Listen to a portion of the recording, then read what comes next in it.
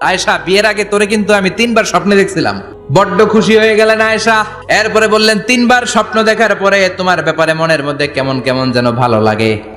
তারপরে একটা ছোট্ট কাগজের মধ্যে, জান্নাতি কাগজ, রেশমি কাপড়ের মধ্যে তোমার চেহারাটা এনে জিব্রাইল বললেন, দেখেন নবী কেমন লাগে। আমি কইলাম, ভালো লাগে। কার মেয়ে? আপনার বন্ধু আবু বকরের মেয়ে। বিয়ে করবেন নাকি? বিশ্বনবী বললেন, ও জিব্রাইল, তুমি যদি ঘটক হও, আল্লাহ যদি হয় কাজী, আমি মোহাম্মদ বিয়েতে রাজি। বিয়ে হয়ে গেল, কিন্তু ঘরে দামি ফার্নিচার নাই, টাকা পয়সাও তেমন নাই, কিন্তু আছে খালি সুখ।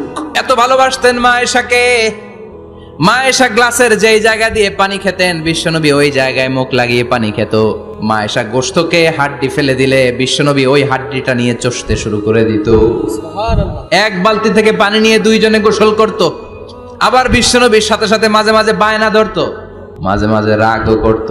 বিশ্বনবী বলেন, আয়েশা, কখন তুমি রাগ করো, কখন তুমি আমারে ভালোবাসো আমি বুঝি। মা আয়েশা বললেন, কেমনে বুঝেন?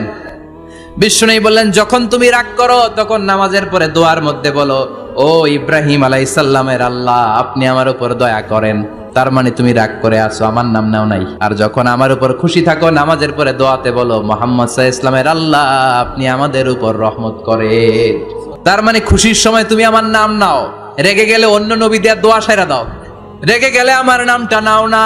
মা আয়েশা বলে, নবী গো, আমি তো শুধু নামটাই মুখ দিয়ে নেই না, কিন্তু কলিজা থেকে তো আপনারে বাদ দিতে পারি না।